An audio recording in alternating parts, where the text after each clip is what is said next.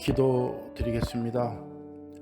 전능하사 살아계신 하나님 아버지를 찬양합니다. 온 마음을 다해 기도 올릴 때에 하나님 기뻐 받아 주시옵소서.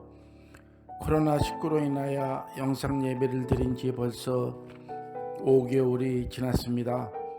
우리 필그림 가족 모두를 보호해 주심에 감사를 올립니다. 거룩한 하나님의 자녀로서 주님의 몸된 교회로 부르심을 받고 살면서 필그림 공동체로서의 사명을 온전히 감당하지 못했습니다. 안일함과 이기주의에 빠졌던 것을 용서하여 주시옵소서. 고마우신 우리 하나님 아버지께서 코로나 바이러스 감염증을 소멸시키시어 우리의 건강과 경제가 회복되게 하시고 백신과 치료제가 속히 개발될 수 있도록 지혜와 능력을 주시어 우리 모두 두려움과 걱정에서 해방되고 안전한 일상생활로 돌아가도록 은혜 주시옵소서. 우리 모두 필그림 교회에 다시 모여 우리 주님 찬양하면서 성도 간의 못다한 교제와 사랑을 나누기를 소망합니다. 하나님 도와주시옵소서. 필그림 가족 중에 혹시나 고립되거나 불안하고 무력감을 느끼시며 정신적으로 힘든 성도님이 계시면 하나님께서 필요한 모든 것을 채워주시고 보살펴 주시기를 간절히 간구하며 기도를 드립니다. 교회와 성도님들 모두를 위하여 매일매일 헌신하시고 기도하시는 우리 목사님, 전도사님, 집사님 여러분 모두에게 많은 힘을 주시어 지치지 않게 하여 주시옵고 하나님의 축복도 내려 주시옵소서. 참으로 힘든 생활 속에서도 주님께 충성하고 교회를 사랑하는 성도님들 매주일 잊지 않고 헌금을 구별해 올려드립니다. 그 손길들을 기억하시어 하나님의 의로우신 오른손으로 어루만져 주시기를 원하며 기도를 드립니다. 어려움과 고통을 통해 주시는 하나님의 교훈을 깨달을 수 있는 겸손과 지혜를 주시고 하나님의 뜻을 따라 순종할 수 있는 믿음과 용기를 주시옵소서. 오직 성경, 오직 믿음, 오직 은혜, 오직 하나님께 영광을 올리는 삶을 실천하게 하시고 하나님 기뻐하시는 주님의 자녀로서 주님 말씀에 순종하는 믿음 주시옵소서. 감사하며 예수님 이름으로 기도드립니다. 아멘.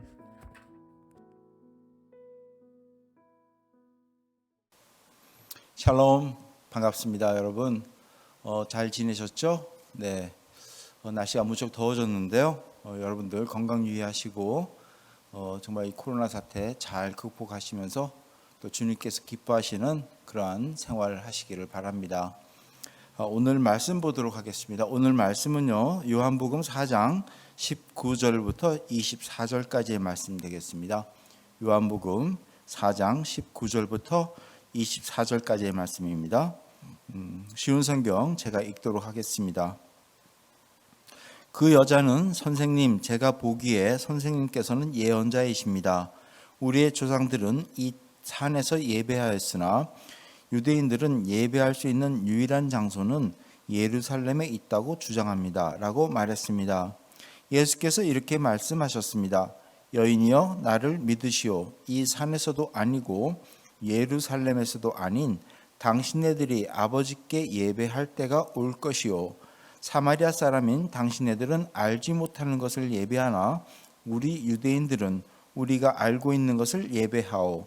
그것은 구원이 유대인들로부터 나오기 때문이요. 그러나 참되게 예배하는 사람들이 영과 진리로 아버지께 예배할 때가 올 것인데 지금이 바로 그때요. 그리고 하나님께서는 이렇게 예배하는 사람들을 찾고 계시오. 하나님께서는 영이시기 때문에 하나님께 예배하는 사람들은 반드시 영과 진리로 예배하여야만 하오. 아멘. 오늘 말씀 제목은 참된 예배자, 하나님께서 찾으시는 예배자라는 제목으로 말씀을 나눠볼까 합니다. 오늘 본문 여러분 잘 알다시피 수가성 마을, 수가라는 마을의 한 우물가에서 벌어진 이야기입니다. 거기에서 사마리아 여인을 만나고 예수님께서 사마리아 여인을 만나고 그 여인의 삶에 변화를 주는 이야기로 알려져 있습니다. 이야기 내용은 예수님께서 바리새인들의 그 소문을 뒤로하고 이 갈릴리로 가시는데 그 중에 이 수가라는 마을에 들리시죠. 거기에 한 우물가에서 여인을 만납니다. 이 대낮에 우물을 길러온 그 사마리아 여인을 만나는데요. 예수님께서는 그 여인에게 물을 달라고 합니다. 그러면서 영원히 목이 마르지 않는 그 생명수 이야기를 하시죠. 그리고 그 여인에게 영원한 생명에 관한 이야기와 또 그 여인이 궁금해하던 예배에 대한 이야기 설명하고 이 여인은 또 예수님을 만나서 삶이 바뀌는 어떤 그런 이야기가 소개되고 있는 이야기입니다. 먼저 이 여인에 대해서 설명을 하자면 당시 유대인들이 무시하던 사마리아 여인입니다. 사마리아 사람입니다. 그리고 그 사마리아 사람들 가운데서도 뭔가 소외된 한 여인이라는 것을 우리가 알게 되죠. 이 중동 지역 무척 더운 지역이죠. 요즘 이 LA 지역이 굉장히 날씨가 덥기 시작하는데 오늘 날씨가 더워서 저도 윗 조거리를 벗고 이렇게 와이셔츠 바람으로 와이셔츠 모양으로 여러분들께 말씀을 전합니다. 어쨌든 이 무더운 날 그러한 지역에 이 급한 일 아니고는 이 낮에 사람들은 다니질 않습니다. 특히 이 더운 날 대낮에 우물에 물을 길러 온다는 것은 일반적으로 상식적으로 생각할 때 그것은 하지를 않는 것이 통례입니다. 그런데 성경에는 이 여인이 낮 12시경에 물을 길러 온다라고 설명하고 있습니다. 그것은 바로 무언가 이 여인은 사람의 눈길을 피해서 다니는 한 여자임을 우리는 짐작할 수가 있죠. 이 사람의 눈을 피해서 한 여인이 나타났다는 것은 당시 문화를 살펴볼 때 뭔가 숨기고 있는 뭔가 자신이 없는, 즉 버림받은 여인 아니면 부정한 여인을 생각할 수가 있습니다. 이 여인은 실제로 예수님과의 대화에서 예수님께서 그 여자에게 하는 말을 통해서 좀 우리가 알 수가 있죠. 요한복음 4장 18절이죠. 실제로 당신은 남편이 5이나 있었고 지금 당신과 함께 사는 남자도 당신 남편이 아니오라고 얘기하는 것을 보면 이 여인이 어떤 여인인지를 우리가 알 수 있죠. 아무튼 예수님께서는 이처럼 어려운 처지에 있는 남들에게 눈에 띄지 않으려고 하는 그런 여인, 그런 여인에게 다가가서 대화를 나눕니다.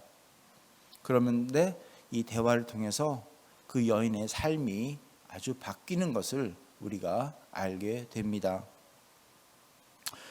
그 근거는 성경에 써 있습니다. 예수님과 대화 후에 여인의 삶에 대해서 성경은 이렇게 써 있죠. 요한복음 4장 28절입니다. 여자는 물 항아리를 버려두고 마을로 돌아가 사람들에게 말했습니다. 라는 것을 표현하고 있습니다. 이 부정한 여인, 어떻게 보면 남들의 눈을 피해서 대낮에 우물에 물을 길러 오는 여인, 이 여인이 물 항아리를 버려두고 마을로 내려가는 것을 봅니다. 이 물 항아리, 여러분 잘 알다시피 삶의 어떤 터전이 되는 항아리 아닙니까? 그것을 버리고 마을로 갔다, 그대로 두고 마을로 갔다는 것은 어떻게 보면은 큰 변화죠. 마치 베드로가 예수님을 만나고 자기가 쓰던 그물을 버리고 예수님을 쫓아갔다는 어떤 그런 장면을 연상할 수가 있는데, 중요한 것은 그 삶의 터전인 그 물 항아리를 그대로 놔두고 마을로 내려갔다는 것은 예수님을 만난 이후에 큰 변화가 있다는 것을 우리는 짐작할 수가 있다는 겁니다. 이 물 항아리를 놓고 갔다는 것만 가지고도, 그것을 주제로 가지고도 우리가 아마 설교 한 편을 쓸 수가 있을 겁니다. 우리는 예수님을 만나고, 그리고 우리의 삶의 터전인, 우리의 삶의 어떤 하나의 그 방편인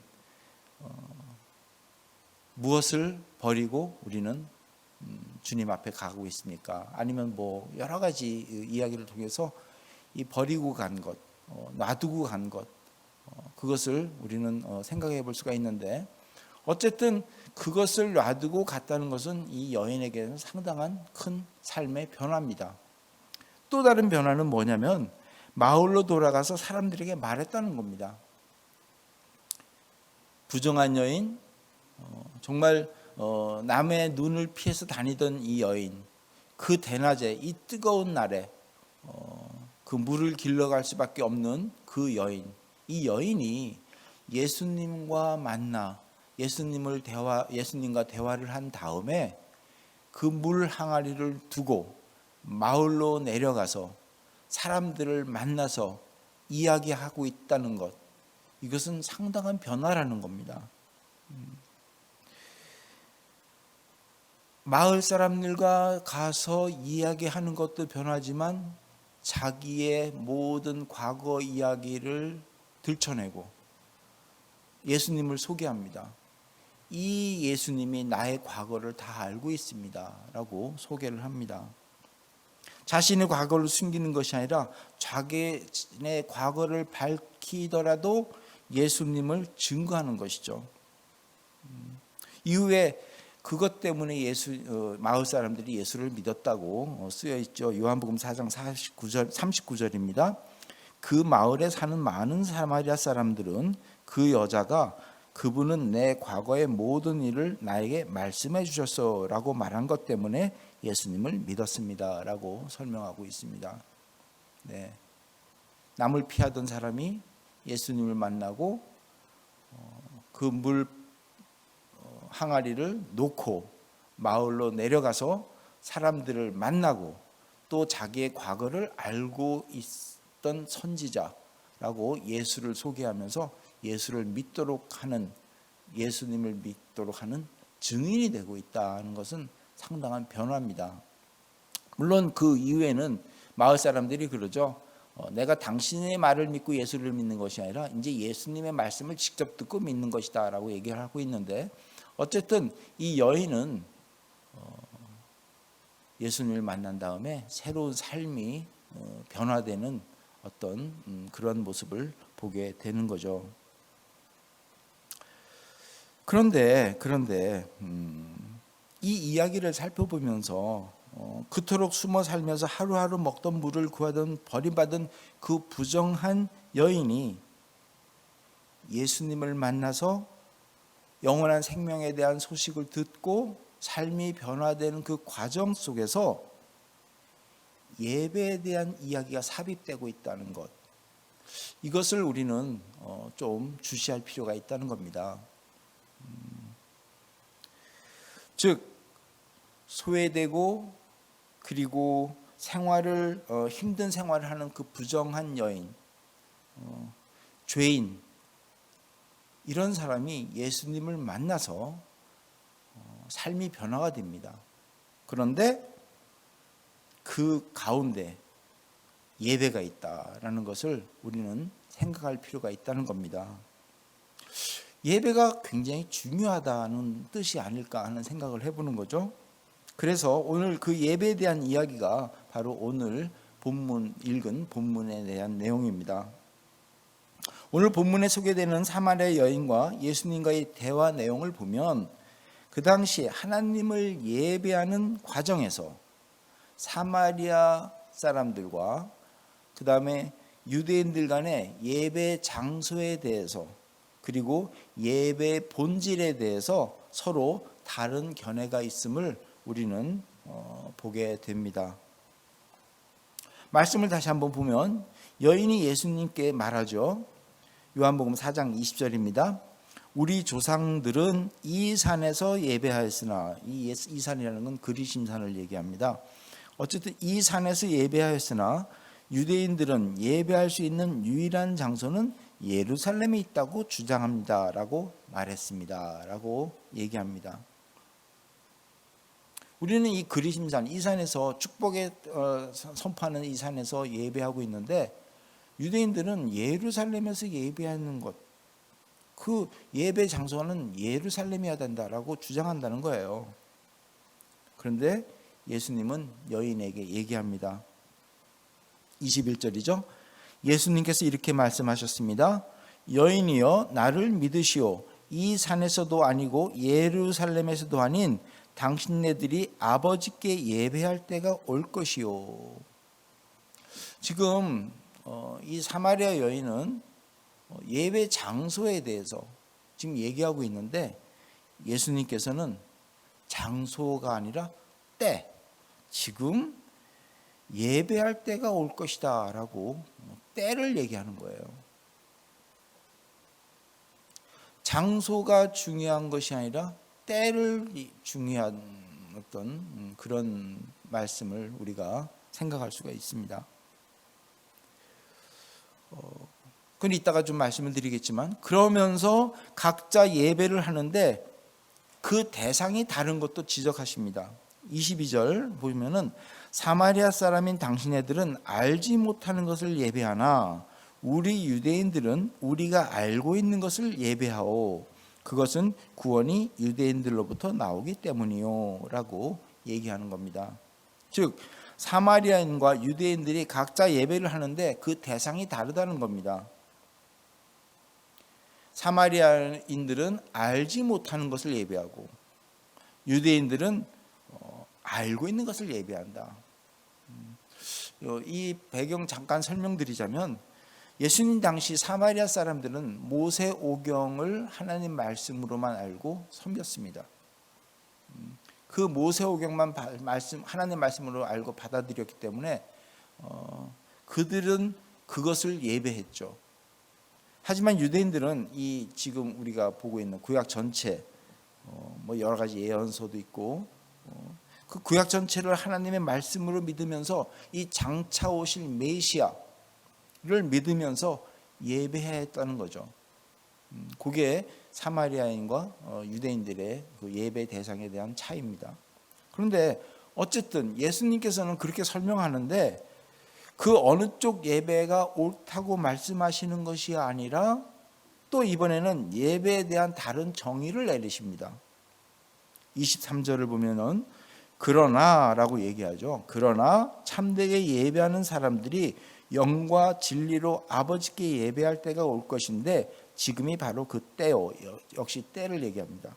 그리고 하나님께서는 이렇게 예배하는 사람들을 찾고 계시오. 즉 누구를 예배하느냐, 거기에 대한 어떤 옳고 그른 것을 얘기하는 게 아니라 지금 예배하는 자, 당신들이 어떤 것으로 예배하느냐, 그것을 지적하고 있는 거예요. 그러면서 바로 그 때가 바로 지금이다라고 얘기하는 거죠. 즉 영과 진리로 아버지께 예배할 때가 온다는 겁니다. 그리고 하나님께서는 예배하는 자, 그 예배자를 찾고 계시는데 바로 그것은 영과 진리로 예배하는 자를 찾으신다는 것이죠. 우리가 그동안에 알고 있는 신령과 진정, 개역성경, 개정은 또 영과 진리라고 바꿨더라고요. 어쨌든 그 영과 진리로 예배하는 자를 찾는다는 겁니다. 그래서 24절에 보면은 다시 한번 예배의 정의를 말씀하시죠. 하나님께서는 영이시기 때문에 하나님께 예배하는 사람들은 반드시 영과 진리로 예배하여야만 하오라고 얘기하는 겁니다. 예배에 있어서 장소도 아니고 그 대상을 따지기 전에 예배자가 어떤 모습으로 예배하는지 설명하고 있는 거죠. 쉽게 말하자면 지금 예배자가 예배하는데 하나님은 영이시니까 그 모습으로 역시 영과 진리로 함께 예배해야 된다는 겁니다. 이 영과 진리, 이거는 따로 분류된 모습이 아니라 하나의 모습을 말합니다. 하나의 모습. 즉 예수님은 말씀하셨죠. 나는 길이요 진리다. 즉 영과 진리, 즉 성령 하나님, 성자 하나님, 예수 그리스도. 즉 성부, 성자, 성령이 하나가 되는 함께하는 모습. 이것이 바로 예배라는 겁니다.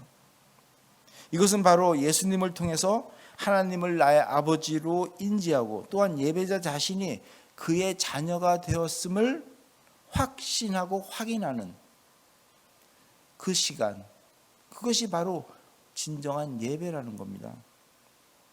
또 하나님은 그런 자들을 찾으신다는 거예요. 여러분, 그렇게 예배하면 또 그런 자는 어떻게 됩니까? 변화될 수밖에 없죠.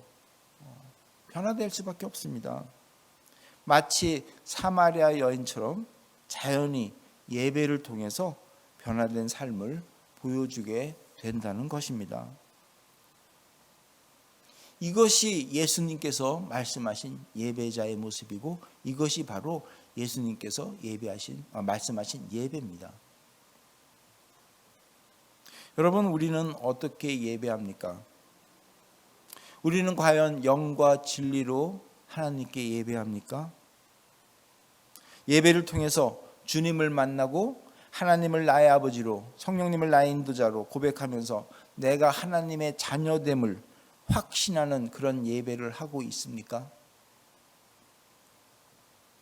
우리는 정말 예배가 어떤 형태든 그것이 중요한 것이 아니라 그 예배를 통해서 그런 예배자가 되어야 한다는 것입니다. 지금 우리 주변을 보면요, 온라인 예배와 건물에서 하는 대면 예배에 대해서 여러 말이 있습니다. 또 여러 의견들이 있습니다. 어떤 형태이든 모여서 찬양하고 말씀 듣는 그 대면 예배가 되던 아니면 온라인으로 말씀 듣고 예배하던 거기서 예수 그리스도를 만나고 거기서 나의 아버지가 하나님 아버지임을 고백하고 거기서 성령님이 나의 인도자임을 고백하고 거기서 내가 그분의 자녀임을 확신하고 그래서 그 확신으로 삶을 살아가는 그 예배가 바로 올바른 예배라는 겁니다. 어떤 사람은 대면 예배, 이거 정말 없어서는 안 됩니다. 이것이 가장 중요합니다. 라고 해서 이미 코로나 사태가 있음에도 불구하고 아직까지 대면 예배를 고집하고 하는 그런 교회도 있어요. 나쁜 건 아닙니다. 나쁜 건 아니에요. 중요한 거는 그 예배를 통해서 어떠한 마음으로 예배를 하느냐는 거예요. 형식으로 치우친 그냥 대면 예배가 중요하냐 아니면 온라인 예배가 중요하냐 이것을 따지는 것이 아니라 그 자리에서 누구를 만나고 그 자리에서 누구를 예배하고 그 자리에서 누구와 함께 예배하는지 그리고 나의 삶의 변화가 어떤지 그걸 점검해야 된다는 겁니다.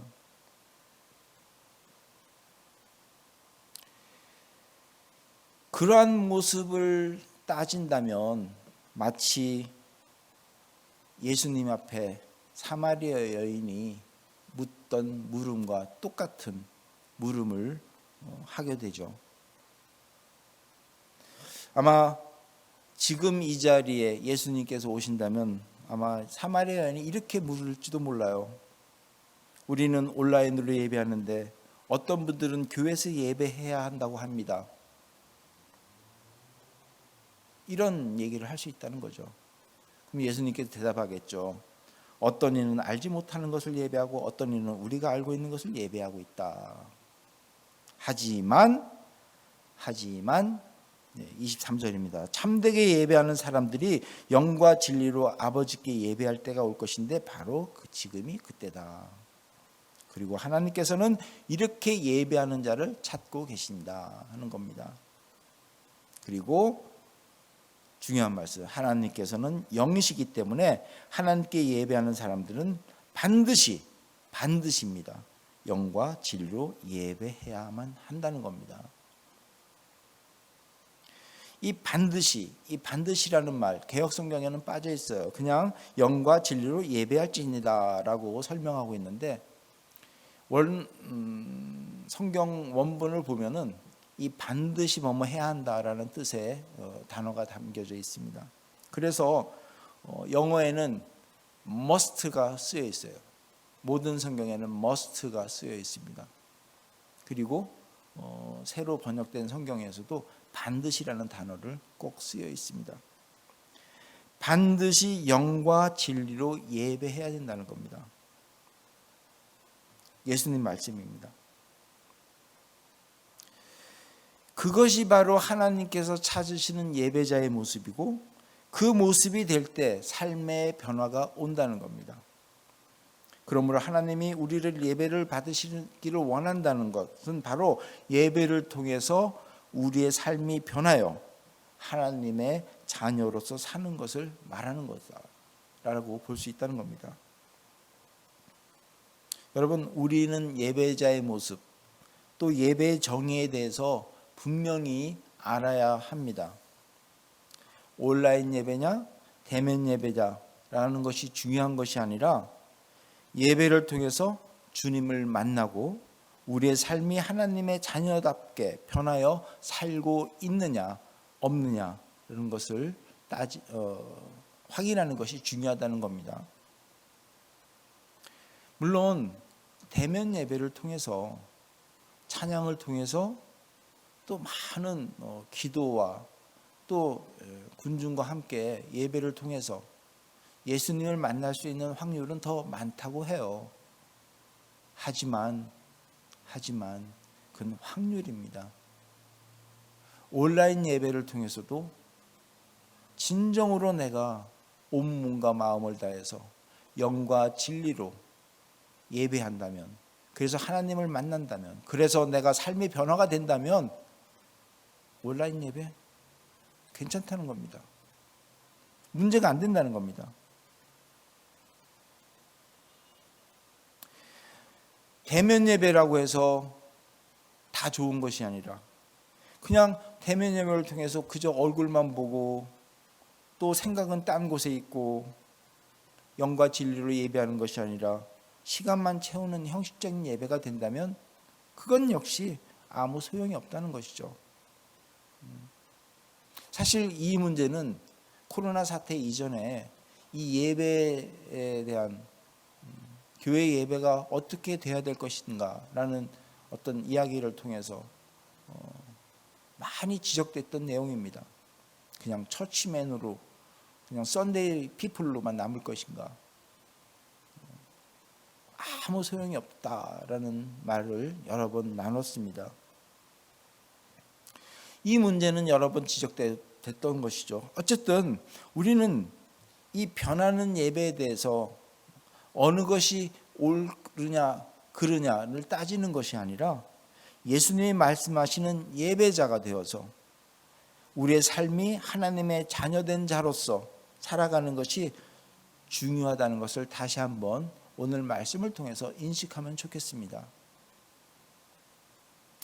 그래서 다시 한번 말씀드리지만 우리는 예배를 통해서 주님을 만나야 되겠고요. 또 우리는 서로의 신앙 점검이 필요하다는 겁니다. 서로 직접 대면은 못하지만 전화를 통해서 또는 줌 화상을 통해서 지금 우리 많은 분들이 이제 참여하고 있는데요. 서로의 믿음 생활을 점검해주고 또 격려하고 또 예수님을 만나서 변화된 삶을 살도록 이끌어주는 것, 이 도와주는 것, 이것이 바로 참된 예배자의 모습이라는 겁니다. 말씀을 정리하겠습니다. 우리는 아직까지 온라인 예배를 하고 있습니다. 조만간 대면 예배가 병행되겠지만 중요한 것은 우리가 영과 진리로 하나님께 예배하는지 점검해야 할 것입니다. 반드시 해야 합니다. 왜? 하나님이 그런 자를 찾으시니까요. 이 점검, 그 점검은 어떻게 해야 우리가 할 수 있냐? 그건 바로 우리의 삶의 변화입니다. 우리의 삶의 변화예요. 사마리아 여인이 예수님을 만나고 자기의 과거 부끄럽지 않게 생각하고 오히려 예수님을 증거하는 데 앞장선 그 변화, 그 물 항아리를 놓고 바로 내려간 그 변화, 이 변화가 우리에게 있는지 살펴보는 것이 바로 점검하는 내용이죠. 예배를 통해서 변하는지, 정말 참된 예배자가 되어 있는지. 사실 삶이 변하는 것은 쉽지가 않습니다. 하지만 우리는 그 삶의 변화를 위해서 우리의 생각을 점검할 필요가 있죠. 우리의 생각부터 하나님의 자녀의 삶이 무엇인지 생각하며 살기를 바랍니다.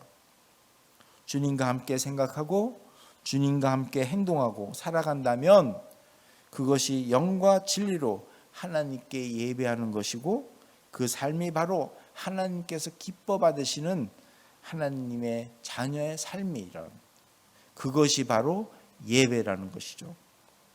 그것이 바로 예배라는 것을 우리는 꼭 숙지하시기 바랍니다.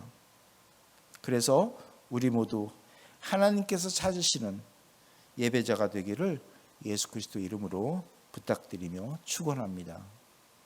기도하시겠습니다. 아버지 하나님 감사합니다.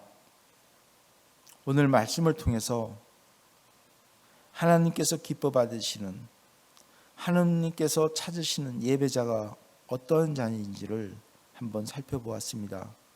그렇습니다. 주님, 우리는 예배를 통해서 주님을 만나야 할 것이고 예배를 통해서 삶의 변화가 되어야 된다는 것을 다시 한번 생각합니다. 아버지 하나님, 저희의 삶을 변화가 될 수 있도록 도와주시고 참된 예배자가 되기 위해서는 영과 진리로 예배하는 우리가 될 수 있도록 인도하여 주시옵소서. 그래서 하나님께서 기뻐 받으시는 예배자가 될 수 있도록 도와주시옵소서. 감사드리며 예수님 이름으로 기도드리옵나이다. 아멘.